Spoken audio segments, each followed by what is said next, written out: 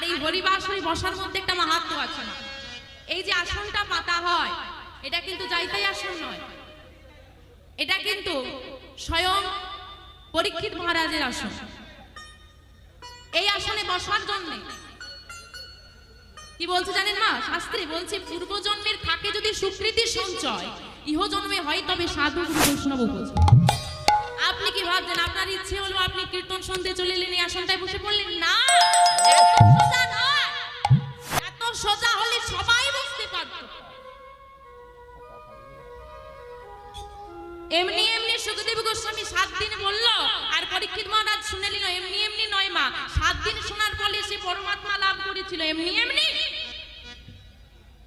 এই আসনটাই বুঝতে গেলে বলছে পূর্বজন্মের থাকে যদি সুকৃতি সঞ্চয়, তুমি যদি পূর্বজন্মের সুকৃতি অর্থাৎ ভালো কাজ করে থাকো তবেই তুমি বুঝতে পারবে, নচেত নয়।